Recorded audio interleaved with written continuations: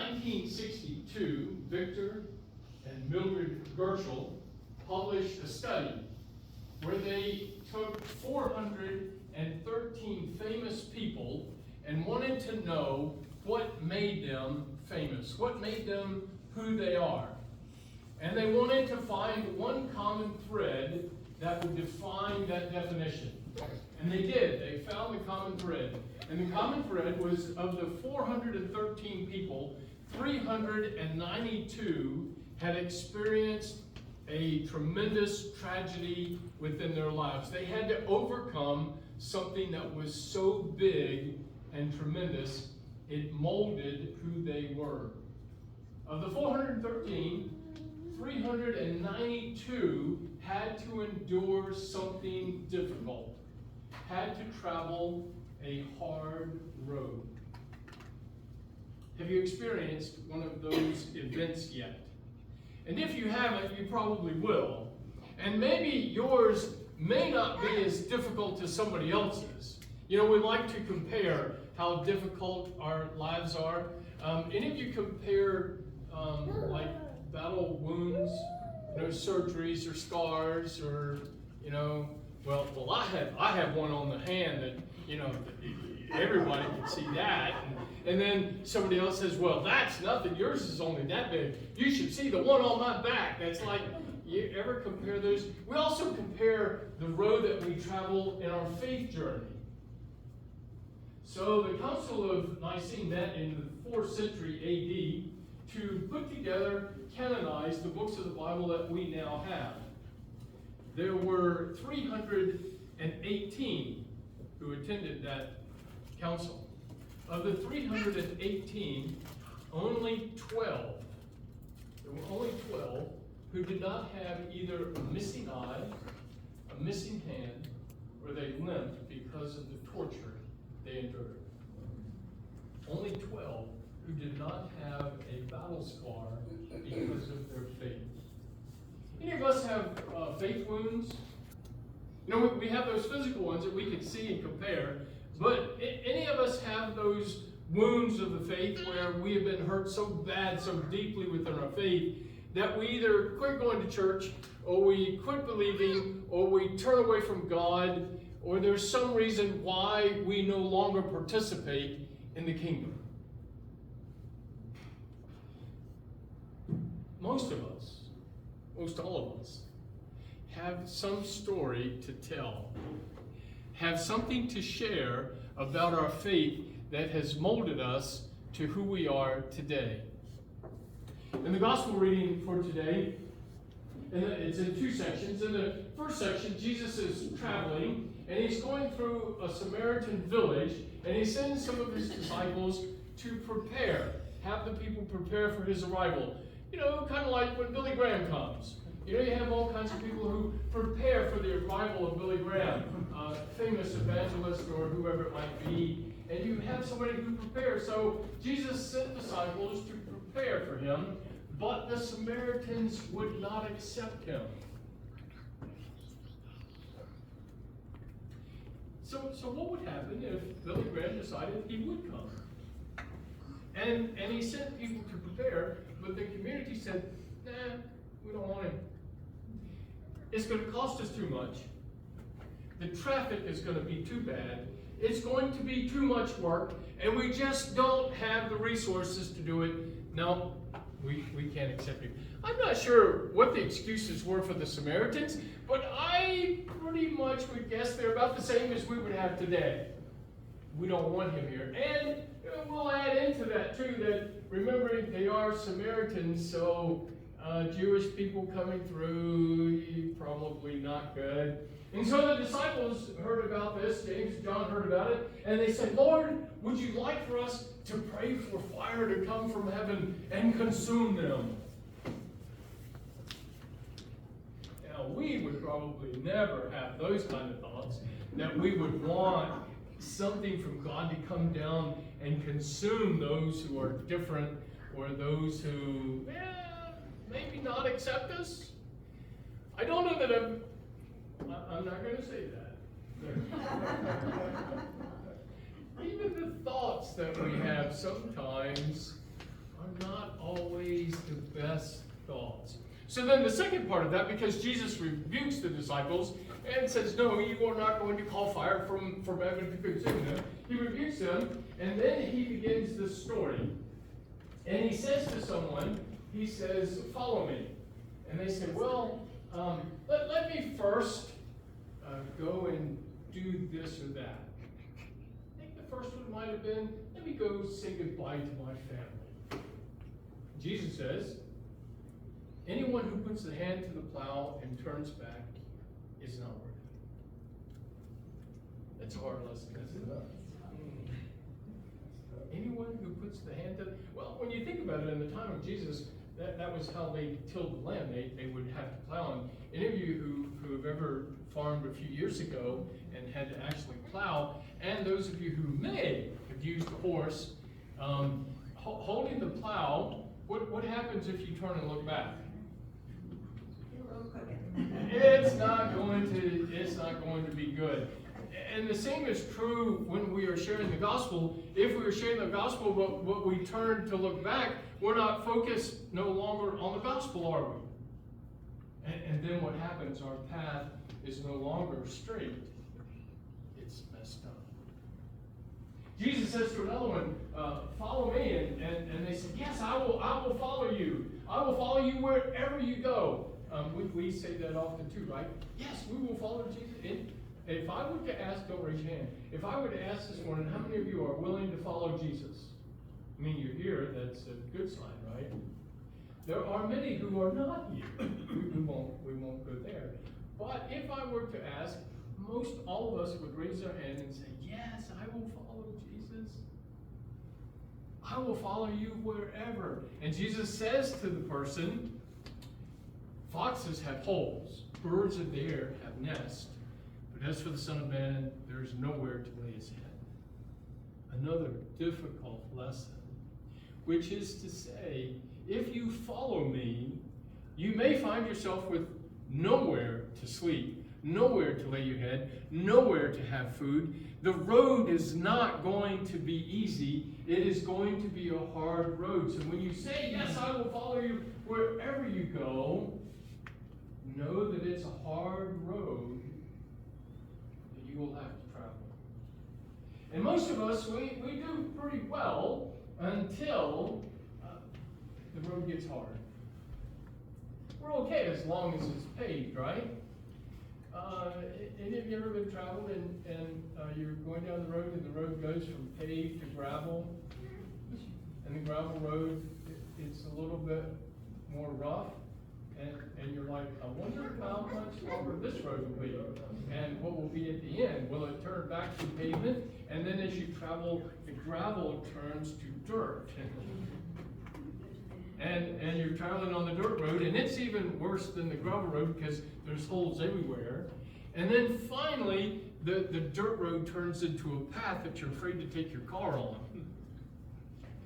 We're good as long as it's on the pavement, but when it gets off the pavement, then it's a tad bit questionable. Any of you splunkers? Any of you know what a splunker is?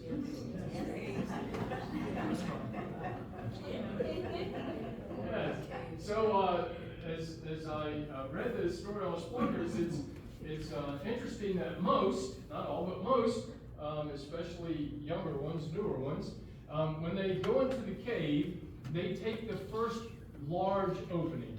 Because the first large opening, you don't have to necessarily bend over. You don't have to crawl in the water and the mud. You can walk a good ways. But as you go through the first big opening, eventually it becomes more narrow, and eventually it comes to an end. And then you have to take a smaller opening, which means you also then have to backtrack and find a smaller opening that you can crawl through. You're not going to be able to walk through it. It's going to be more difficult, and you will have to crawl on your belly in the mud and get in tight places where, well, you think you may not get out. If you're claustrophobic, do not go as splunkers into caves. It's probably not a good thing. But as you go through the smaller one, as you journey through that, it then opens up to a bigger one.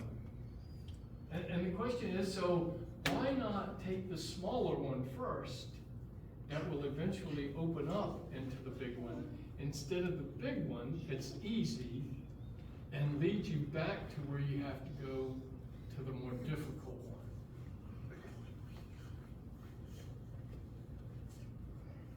one. The road is hard. Christianity is a hard and difficult road. There's many detours. Maybe you have to take detours. Detours in life. I love when I get to chat with young couples who are planning for life. Most of us, as we get older, we stop planning for life, right? Once we make those final arrangements, we're done.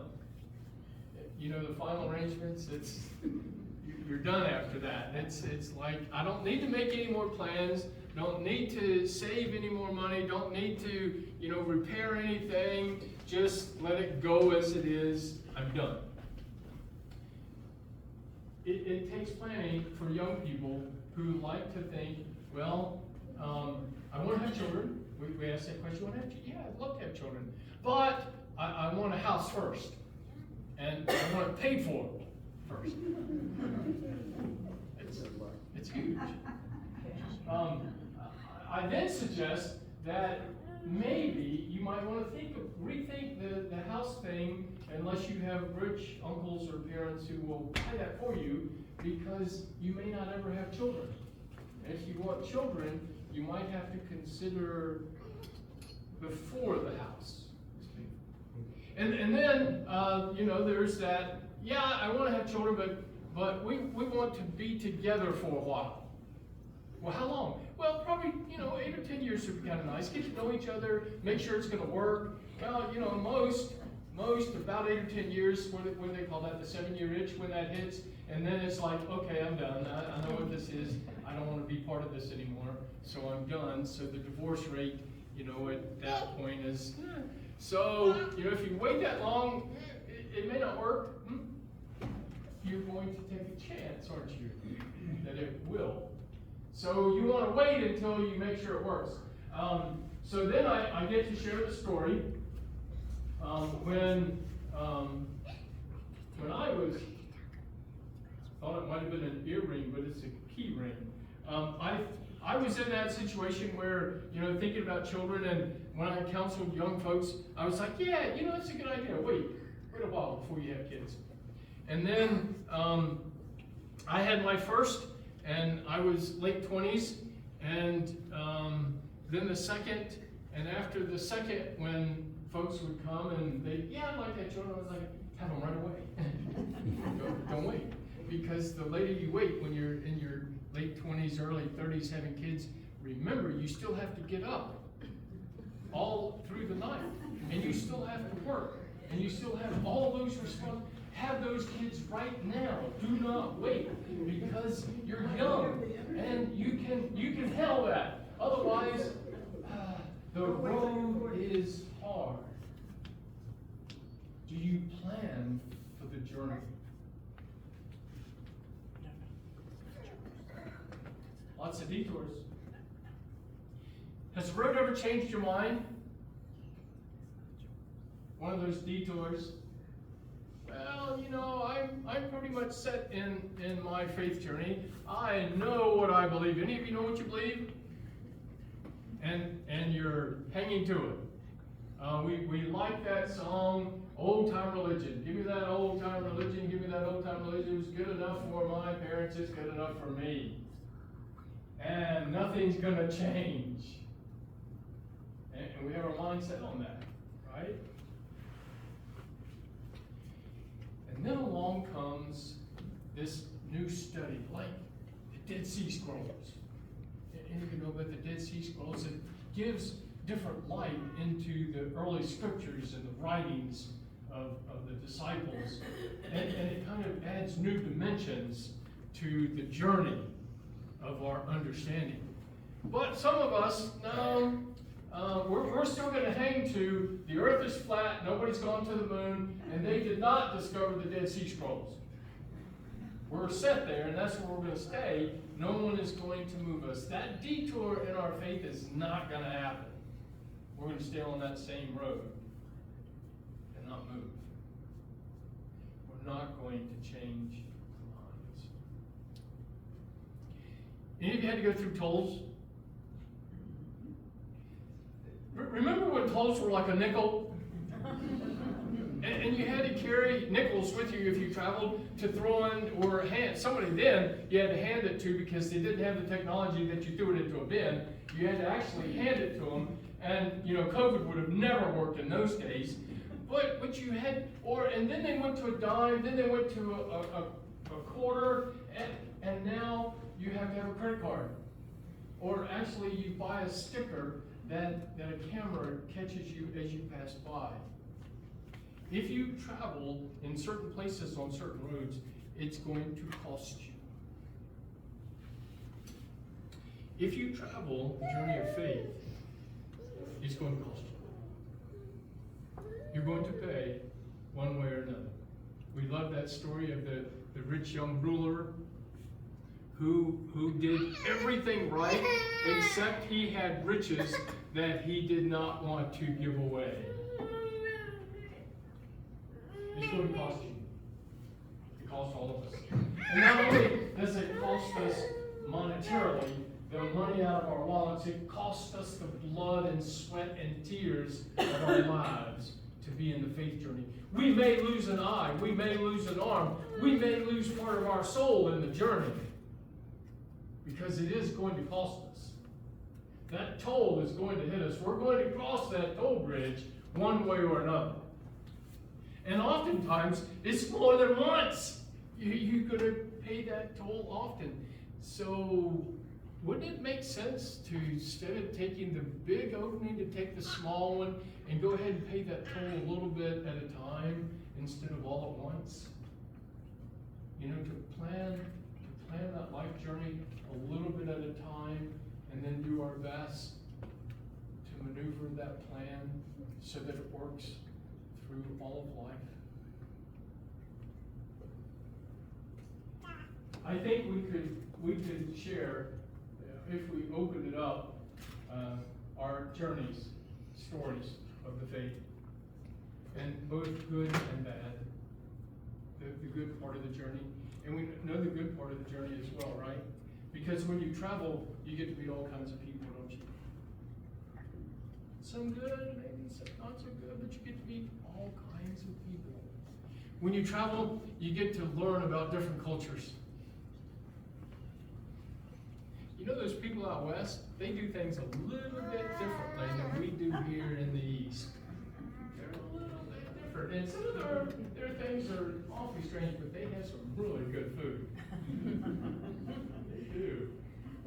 We get to learn about different cultures of people and where they are, and their different ideas and thoughts.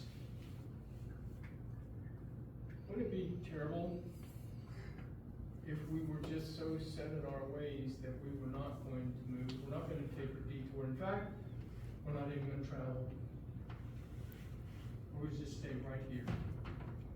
We're going to stay right here at Manor Church, and we're not going to reach out into our community. We're just going to stay right here at Manor Church because we like it. It's comfortable, right? We're comfortable being among each other. We don't necessarily want those different people coming. What different people, Pastor? We don't have any different people around here. Yeah, we do. We have a whole congregation of different people who worship on Saturdays instead of Sundays. Pastor, are they going to heaven? I get that. I get that question. Pastor, are they going to heaven? It's kind of like James and John. Can we just bring fire from heaven and consume them? That way we don't have to worry. They're not like us. And besides, they are Samaritans, right? But then, it doesn't have to be just faith. It can be all kinds of things like the color of our skin or the nationality. There's all kinds of differences. the side of the railroad track, you remember the term, the other side of the railroad track, you had rich people who lived on one side, poor people who lived on the other, and you didn't want to mix the two together. You stayed on your side of the track. We're so accustomed to who we are that we don't want to change. My news for you today. You have to travel the road. You don't have a choice. You can sit at home if you like, and I can tell you that the choice, choosing that, and we all have the choice, choosing that, you will die. Not only as a church, but also as individuals. Do you know that individuals who live by themselves and have no contact with other people, the chance of survival is so much less? Disease, sickness, they have no outside contact. And then most of the time, they die and no one even knows that they died. That's where we can be. Do we want to be there, or do we want to be traveling a road in faith that leads us to an awesome kingdom of God, a place where we bring others along the journey? Remember the times when you could travel and you could pick up hitchhikers? We don't do that today. Picking up hitchhikers? No. But there was a day when you could pick up hitchhikers because they were traveling because not everybody had a car. Could have been one of our family members hitchhiking, going from one place to another. Could have been one of our college students going home or whatever. But we could pick them up and the things that you would learn about those people. We don't do that now. But in the faith, we do. In the faith, every day we have an opportunity to pick up a hitchhiker. There's somebody walking the journey and they don't know the way. They're like, which way do I go? What do I do now? How do I get through this? And you know the answers. You have those answers because you have been on the journey of faith. You've probably had a similar experience that you can share. The key is, do we want to share? Do we want the choice of serving the kingdom, even when the road gets hard? Because we've all been on that road. Again, Jesus never promised that the road would be easy. In fact, the illustrations that he used to all those who said, I'll follow you or follow me, every illustration he used told them that it would be hard. And he never promised it would be easy, but he did promise that he would be on the road with us. And that's our hope. That's the gospel of the good news, that on the road, Jesus is there. Oftentimes carrying a full can of gas, because he knows we're going to run out. Oftentimes rolling a tire along because he knows we're going to have a flat. He's there prepared for whatever the journey has for you and